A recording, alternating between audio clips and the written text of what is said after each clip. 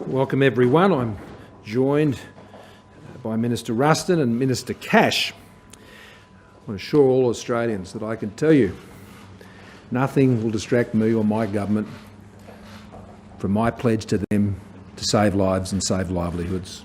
I pledged when I became Prime Minister that I would keep our economy strong. I said I would keep Australians safe, and I said I would keep Australians together. And I think if there's one thing Australians have learned about me and my government is we're a pretty focused bunch. We know what our job is, and we're very focused on that. And I will remain forever focused on that. Because I know Australians, as I said to my party room today, they rely on me, they rely on my ministers, and they rely on us to remain focused on them at all times. And that is why I believe that over the course of this most difficult past year, it has been that focus of attention on the Australian people that has enabled to connect with their great spirit of resilience. That is the platform upon which Australia has been one of the most successful countries in the world in dealing with this crisis, both in terms of saving lives, but also in saving livelihoods. We have always remained focused on the task at hand, and that continues today like any other day, and that will continue into the future. At the start of the pandemic, when we were addressing both the health issues and the economic issues, what was very clear to the government was that the sheer shock, the economic shock and impact of the COVID-19 pandemic was that the social safety net that we had would soon become overwhelmed by the level of demand that would be placed upon that. And even with the increased estimates of what we thought that demand would be, we saw it very quickly become very clear that the government's income support measures would need to be further enhanced. And so we came up with what has been, I think, and I think many others think, has been one of the key economic policies in its design that have protected Australian livelihoods and lives over the course of this past year. It was the combination of an enhanced social safety net, which was the COVID supplement, which was our first initiative to ensure that we strengthened the safety net upon which Australians would rely on. And then there was JobKeeper. JobKeeper, which effectively nationalised private sector payrolls to deliver a system of income support to a degree this country has never seen before in its history, and did so in a fair way, with the same payments to everybody that was affected, a very Australian way. And the combination of JobKeeper together with JobSeeker supplement ensured that Australians had the confidence and the certainty to move through what would have been the most uncertain period of their lives for most of them. Perhaps not Jane Malashak. I suspect she's seen some more uncertain times in her life, and that generation has. But for most of us, the most uncertain time in our lives. And those two measures came together to provide that emergency support. Now, we said it had to be targeted. We said it had to be time limited. There needed to be a clear path for how we would pursue this once the emergency situation had receded. At the end of next month, we will be in the position where JobKeeper expires, and we will be in the position where, under the legislation, the JobSeeker COVID supplement also expires. And the government has been working steadfastly as to the arrangements that will be in place after that point in time. Now, on Sunday, I said we had moved into a new chapter with the commencement of the vaccination program.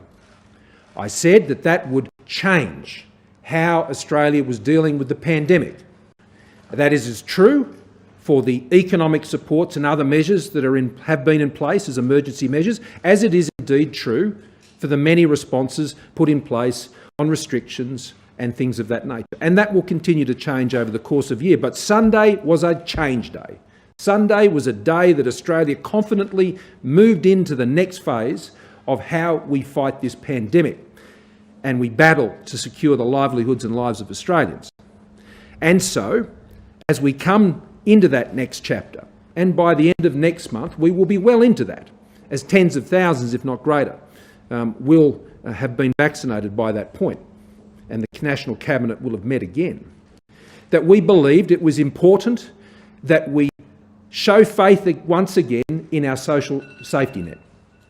What I mean by that is we are now confident that at the end of next month, that our social safety net can once again be able to provide the support it needs to Australians as we come out of the COVID-19 recession, for that social safety net to be there for them if they find themselves without work. But we've also formed the view that that base level of support that exists within our social safety net needs to be adjusted for the long term.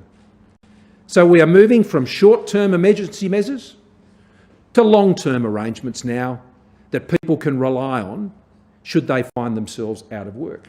Now, we've still got a long way to go. We understand that. And that's why the Treasurer and I, on another occasion, will be making further announcements about what we'll be doing in other parts of the economy. But the truth is, the JobMaker hiring credit, that's in place. The tax cuts, they're in place. The instant expensing arrangements, they're in place. The bring forwards of infrastructure projects, they're in place. The economic recovery plan continues to roll out, but we change gears. And with that change of gears, what we are doing now is we are rebasing the JobSeeker payment to ensure that the long-term arrangements now are there for people to rely on should they find themselves out of work and to get the support they need when they're out of work. And that will lead to an increase of $50 per fortnight in that base payment. But as I'm sure Anne will set out to you, that is of course not the only payment that people receive when they're on JobSeeker. There's Commonwealth rent assistance, there's energy supplements, there's a range of other payments which increase the amount that someone will receive on a fortnightly basis by more than $150 extra a fortnight because of those additional supports. That's our social safety net. We are now moving. I said every day would become more normal. Moving back to a normal safety net arrangement is part of that normalising process. We're ensuring that it's set at a base that we believe is appropriate going forward.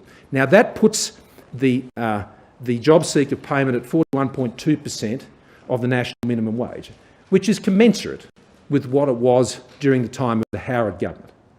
It is true that this is the single largest increase in the JobSeeker payments since the mid-80s, year on year. That is true. But I think the more relevant feature to focus on is what it is as a percentage of the national minimum wage. And this brings it up from 37.5% up to 41.2%. And that is commensurate with where it sat during that period of the Howard government. Now, social security payments, welfare support, when people need it, is something we strongly believe in, and at a cost of some $9 billion over the forward estimates, including the cost between now and the end of this year. That is a contract with Australians and Australian taxpayers. Australian taxpayers believe in this system. I believe in this system. They know it's important for people who really need it, and particularly now. I mean, many people who may go onto this payment who have never been on it before in the months ahead, as there has been over the course of the last year. And what's important is the mutual obligation that we all have one to another in how our social safety net works. You know, every person we get in a job, they're better off and the country's better off. And so that remains our objective. If you're on JobSeeker, we will work night and day to get you off it and into a job. We've already seen 93% of the jobs come back into our economy. This is great progress, but there's so much more to do. And every person we get back off JobSeeker onto a job, that not only puts their household budget in a better position so they can have greater control over their own lives, that also supports the Australian people's budget as expressed through the Australian government's budget. That moves someone from receiving taxpayer support to being a taxpayer. And that was the big game changer that actually enabled us to bring the budget back into balance prior to this pandemic. So with those rather lengthy introductory comments, I appreciate your patience. I'm going to ask Anne to take you through those changes. And for Michaelia, there are mutual obligation requirements here that we put into this arrangement which are simply designed to do one thing, to help people get back into work. Thank you very much, PM. Well, the package of measures that we're going to announce today are clearly about getting the balance right. We need to support people while they're looking for work. We need to create the incentives so people want to look for work, and we also have to remove the disincentives so that they're not disincentivised for work. But what we need to do is we need to ensure that we have a system that is fair and sustainable for the people who need it and the taxpayers who pay for it. As the Prime Minister said, this is the single biggest increase in unemployment benefits since 1986, with a $50 per fortnight increase. But in addition to that, we're also increasing the income-free area to $150 per fortnight for those people who are on JobKeeper and Youth Allowance Other, as opposed to those people who are on a student payment who already have a higher income-free area. What it does is it creates a greater incentive for people to put their toe in the water and test the job market, because we know that people who report earnings are twice as likely to transition off payment than those who don't report any earnings. As I said, the Prime Minister said, it comes at a $9 billion price tag. We are also will be extending a couple of temporary supports over the next 3 months, one of which is the ordinary waiting period. Currently, the ordinary waiting period is waived so that people who come onto payment don't have to wait for 1 week before they receive payment. And in recognition that we need to make the smoothest transition on the 31st of March to the 1st of April, that waiver will remain in place until the 30th of June. In addition to that, we will also maintain the accessibility to payment for people who are in isolation because they have COVID or because they're caring for somebody who has COVID. So this means 1.95 million Australians who are currently on working age payments will receive an increase of $50 per fortnight as of the 1st of April. This is single parents, this is young people, this is students as well as job keepers. Just as some statistics, that means 240,000 single parents with a child under the age of 8 will receive a payment of $850.20 per fortnight. There will be a further 220,000 people who are over the age of 60 or who have a caring responsibility for a child over the age of 8 who will receive a JobSeeker rate of $676.30, including the energy supplement. And when you consider there are a further 290,000 Australians on JobSeeker payment who also receive Commonwealth rent assistance, they will now receive $768.80 per fortnight. As I said, we want to make sure that people who are on payments experience firsthand the benefits of being on work by incentivising them to get back into the workforce.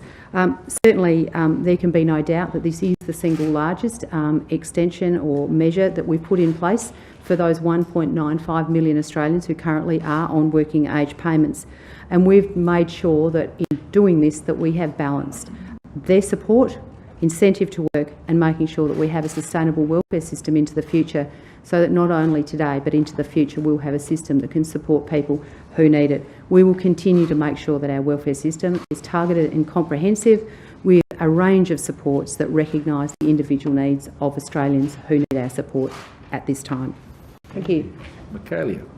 Thank you, Prime Minister, and thank you, Minister Ruston. And today the package we bring before you also entails a strengthening of mutual obligation requirements. As the Prime Minister has said, the best form of welfare is a job, and our commitment as a government is to do everything that we can to get people who are on welfare into a job. And as such, we are reinstating mutual obligation requirements, but we're also strengthening them. Last year, as a result of COVID-19, we did have to put a pause on mutual obligation requirements. But now in 2021, and in particular with 93% of the jobs lost during COVID returning to the economy, and with our focus on our post-pandemic economy, it's time to reinstate mutual obligation. What does that actually entail? In the first instance, there will be a requirement for job seekers to attend face-to-face appointments with their providers. They currently do not have to do that as a result of COVID-19. We're also going to increase the number of job searches a job seeker does per month. As a result of COVID, they were reduced to 8. We will progressively move that to 15 job searches a month, and then as of the 1st of July, 20 job searches a month, which is what it was before the pandemic hit. We will also, after 6 months of being on welfare, require people to enter into an intensive training stage.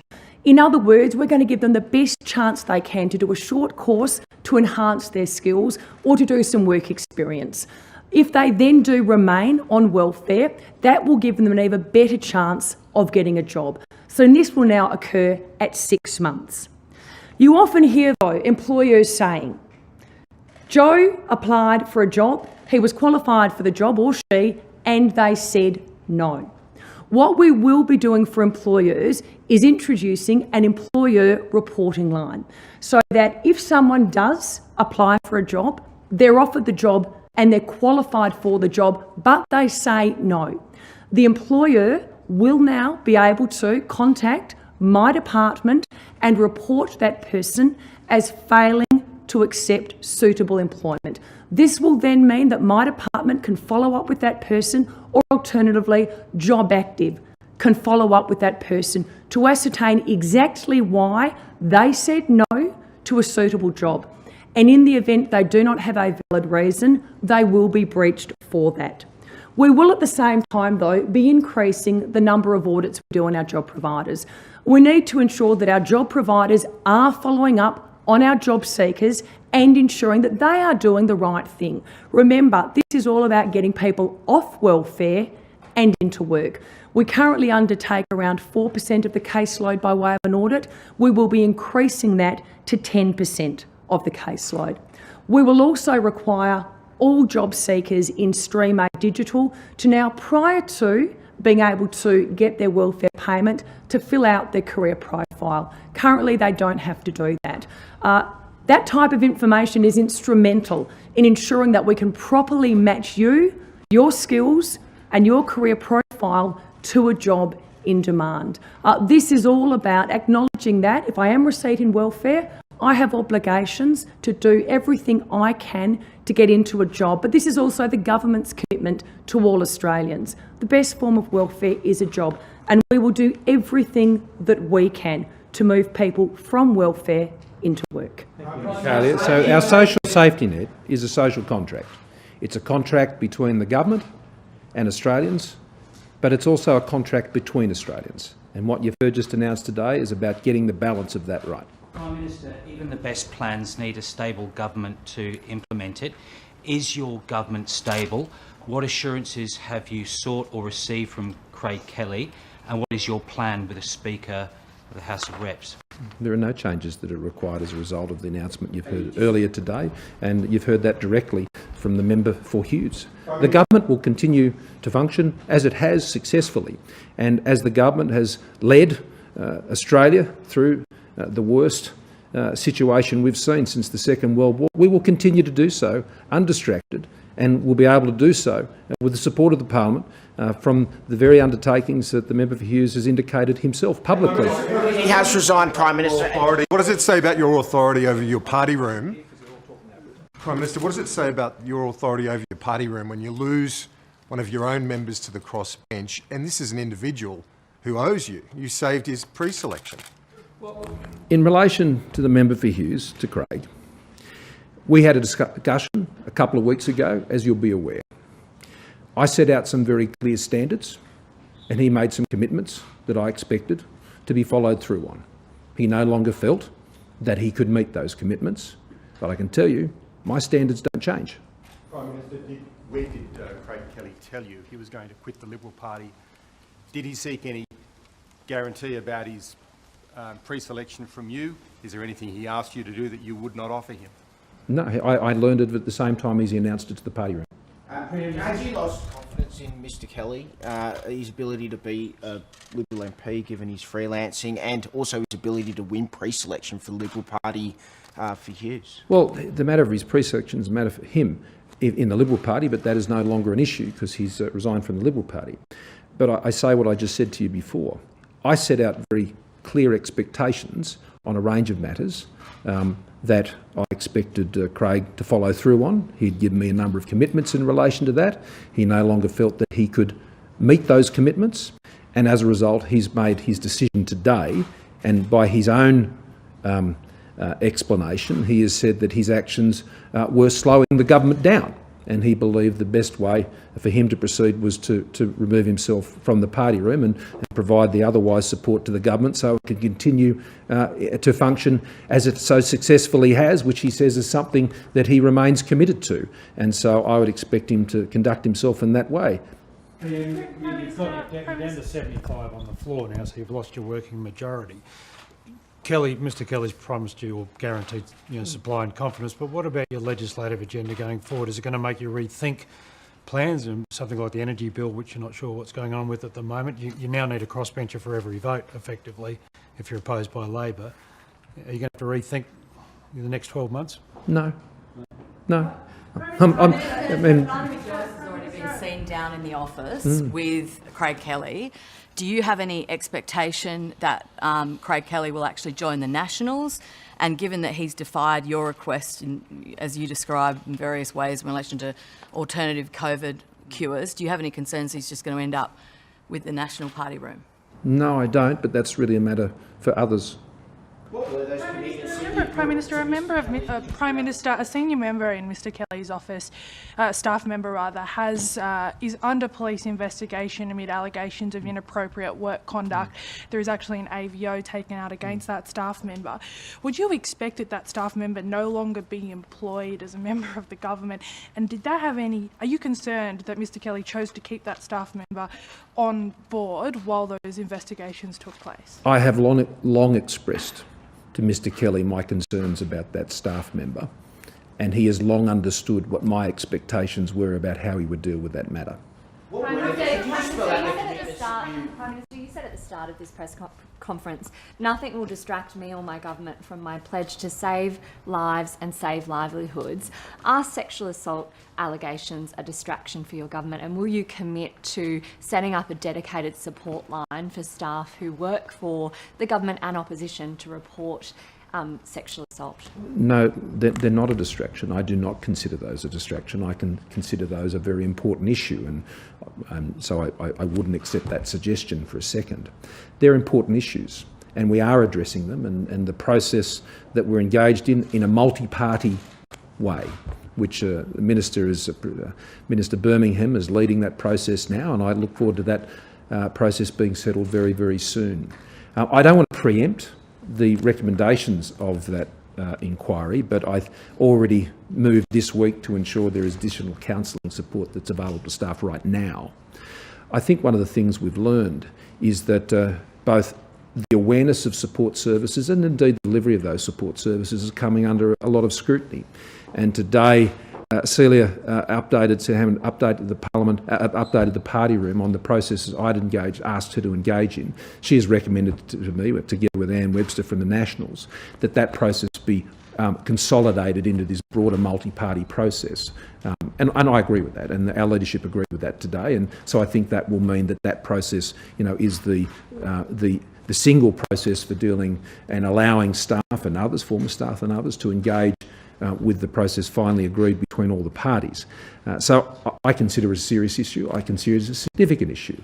It's something we have to deal with, and I am dealing with, but it also won't be dealt with at the expense of what Australians expect me to do with each other each and every day. And so the two will be done. Prime Minister, what's the timeframe that you're considering for this independent inquiry that Simon Birmingham is setting up? Are you going to commit to making public the findings before an election is called? And will there be an interim report so that staff know that progress is being made on this issue?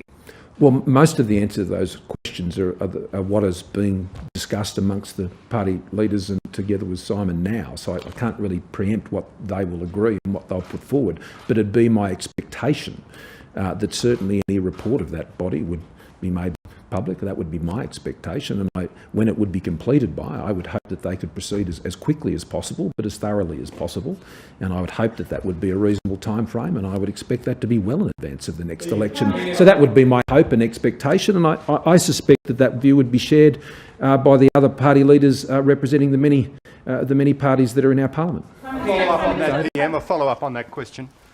What about the Phil Gaetjens review into your own office?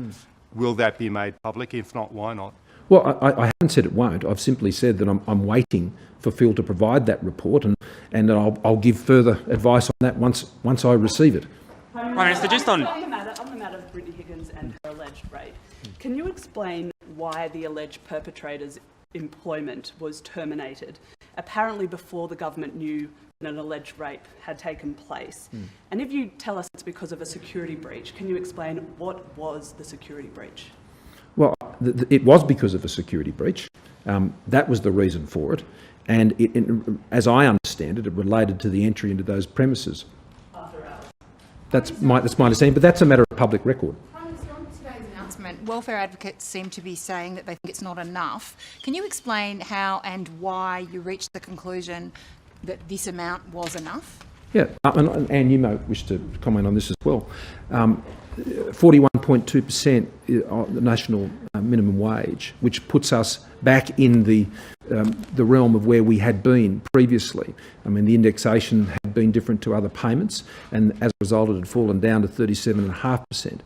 We had obviously taken advice about the level of the payment, and this puts it back, comfortably within the middle of the range that had previously been in place. Now, I have no doubt that whatever rate you set the payment, there will always be suggestions by some that it should be more. There'll be some who'll suggest it should be less. And that's why a government has to exercise judgment in getting that balance right, but not just in the setting of the payment, but also the conditions that sit around the provision of that payment and that is seeking to support people not to have to rely on that payment and to be able to get them back into work.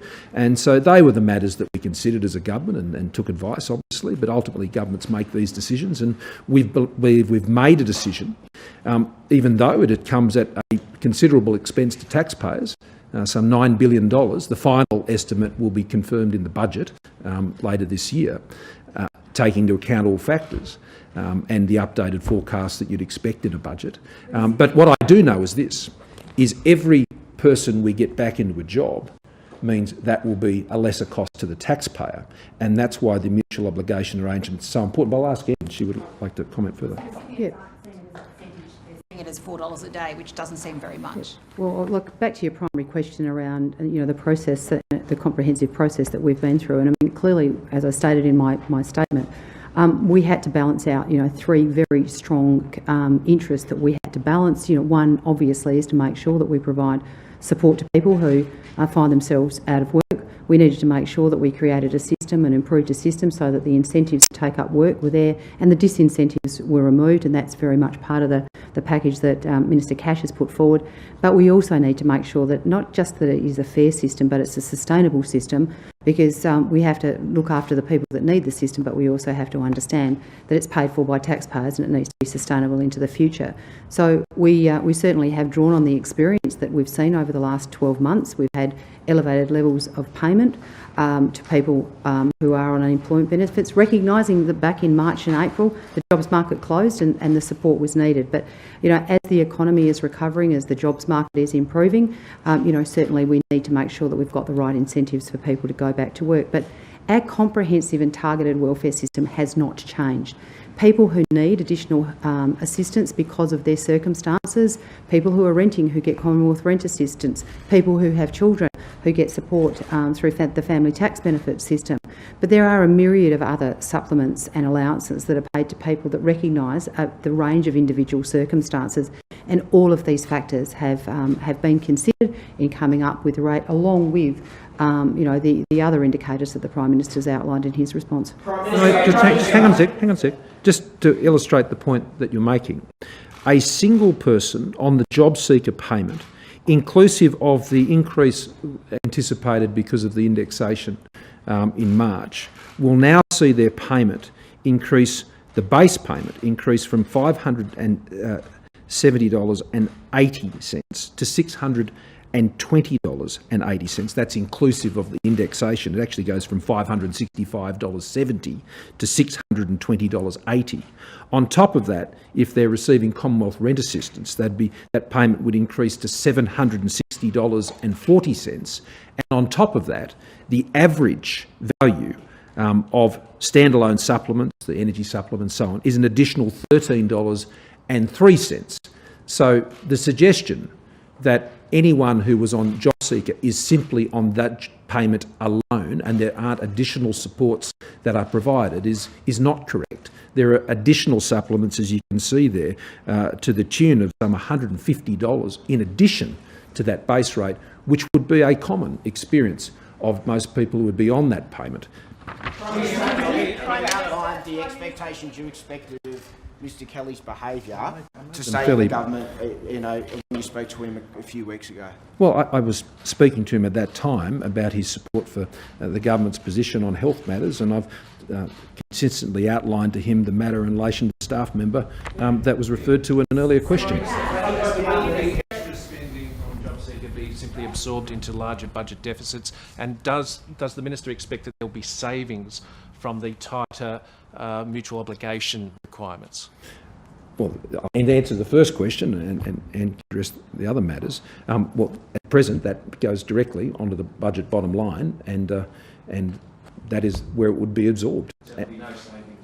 Well, no, I'm saying that I'll let Anne address those issues. Well, clearly the main objective of making sure of all of the programs that this government has been putting forward have been focused on jobs, and of course by getting somebody off welfare and into a job, there clearly is a saving. Not only a saving because their lives are better because they're no longer relying on welfare, but they're into the jobs market and they're paying tax. But there is no savings provisions considered in this particular package, but clearly we hope that it works well enough that we do have significant savings in the process of doing it. One more. It's Senator Cash.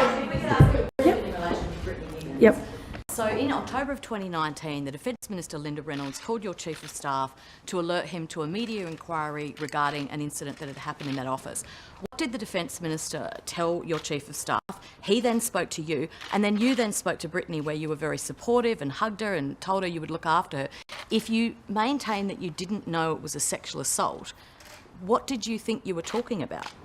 Well, that was exactly what the Defence Minister said to my Chief of Staff. There was merely a media inquiry. I then spoke to my Chief of Staff and Brittany together. Brittany was actually concerned about the media inquiry and that she was a media advisor and she was going to have people inquiring about her. She was very concerned that she was going to become a story. It was actually about her job and nothing more. I have absolutely not. And I have made my position very clear in the Senate. Thanks everyone. I'm sorry, I've got an international call.